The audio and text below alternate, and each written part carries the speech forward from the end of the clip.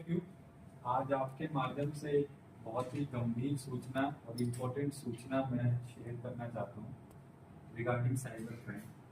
ये मेरे पास जो आप देख रहे हो, ये टोटल 12 कंप्लेंट है मेरे पास एक दिन में।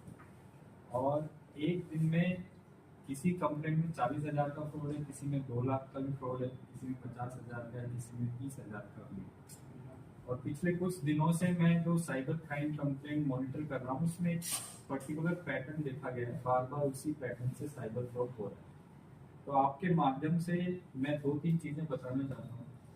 साइबर क्राइम इमर्जिंग है, उसकी इन्वेस्टिगेशन अपना एक पार्ट है, लेकिन उसमें जो पैसा जाता है उसके लिए गोल्डन विंडो होती है। गोल्डन विंडो का मतलब होता है अगर आप उसको टाइम में रिपोर्ट कर दोगे तो वो पैसा बैंक में ही हम फ्रीज करवा देते हैं एंड वो आपको पैसा वापस मिल जाता है। उसके बाद जो जांच है वो दूसरा इशू है। तो आपको क्या करना है कि जब कभी भी आपके पास कोई भी साइबर फ्रॉड आपके पास हो जाता है तो एक 1930 एक हेल्पलाइन नंबर है जो कि I4C ने जारी किया है। 1930 आपको उस पर कॉल करना है।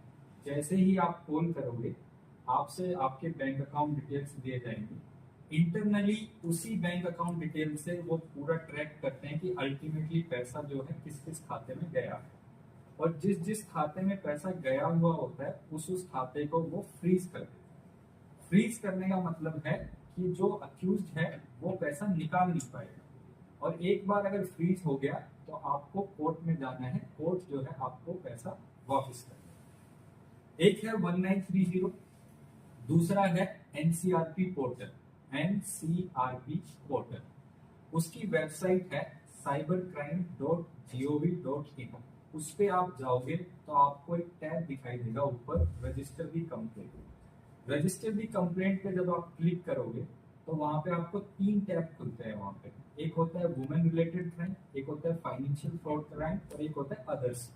जैसा भी आपके साथ क्राइम है आप उस टैब पे जाएं, अपना विंडो खुलेगा, उस पर लॉग इन करें और जो भी डिटेल्स है आपकी बैंक अकाउंट्स की वो उसमें डाल दें।